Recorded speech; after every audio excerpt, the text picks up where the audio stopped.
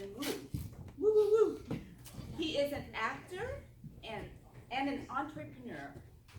He lives with his wife, Barbara, and they have 2 daughters and 3 grandkids. I sure brought glasses, I'm sorry. Today he will be giving his icebreaker from the Pathways presentation, Mastery Track. Stephen's speech is 5 to 7 minutes and is entitled, Finding My Roots. Please give a big woo-woo welcome to Stephen Wu.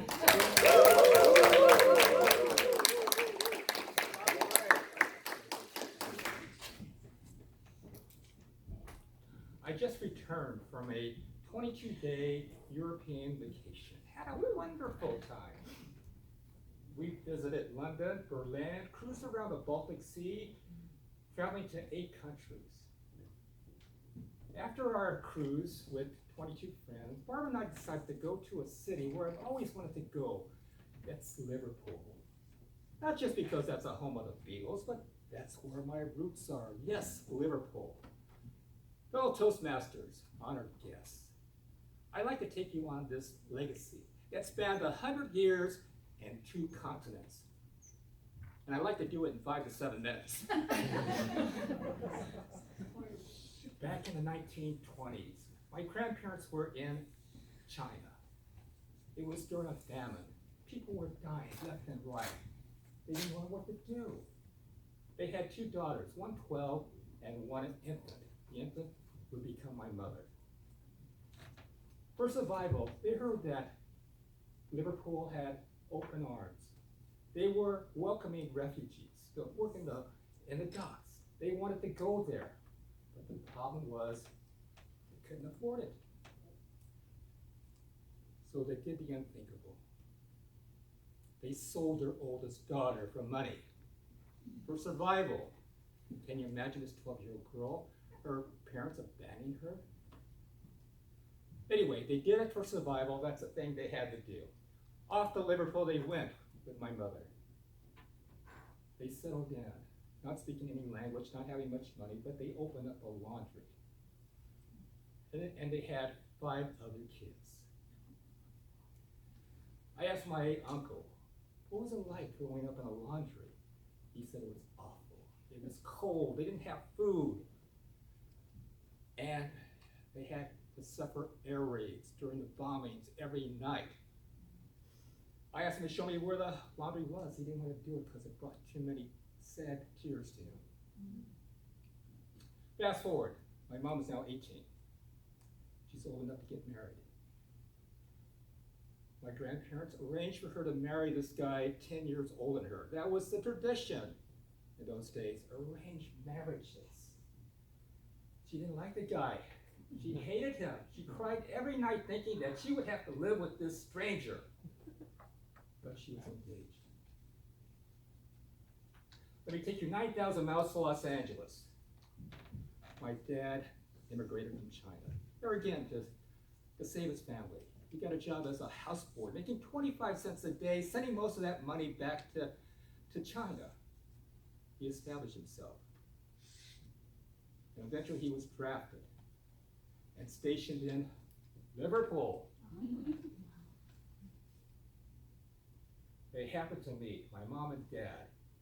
They fell in love. They had a romantic relationship. And my mom had a good friend of hers break her engagement and married my dad. They had a beautiful wedding. Then after the war, he took her back to Los Angeles. They opened up a restaurant. They worked hard. And they gave birth to a wonderful, wonderful son.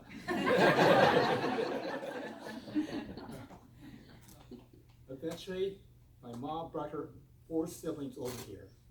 One of them wanted to stay in Liverpool. And they all became very successful by working hard. Now remember that girl that they left in China?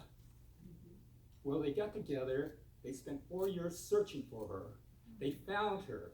They wrote countless letters to consulate, trying to get her over here. And they did. And she came over and had a wonderful life. So as I look back on this, what is my takeaway? You know, I'm very happy where I am.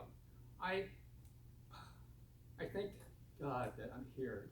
I wouldn't want to be any other place than South Bay. It's got everything I want, the weather, the people, diversity, and it's close to the film industry.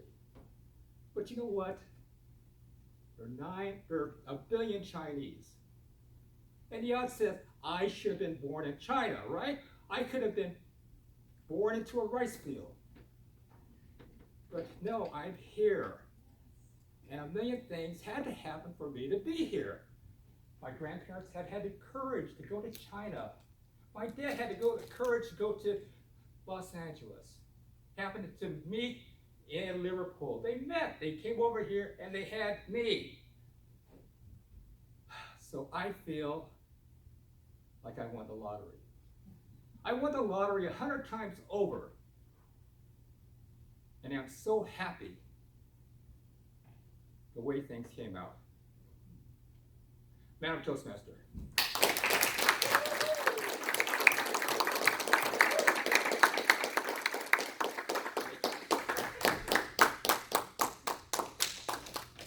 Thank you, Stephen. Great speech. At the end of September, Heidi will be speaking at a substance abuse prevention providers conference in New York. She will be speaking during their women's luncheon, which lasts for an hour and 20 minutes. An hour. 20 minutes of her time will be given to the showing of the short film she produced this summer,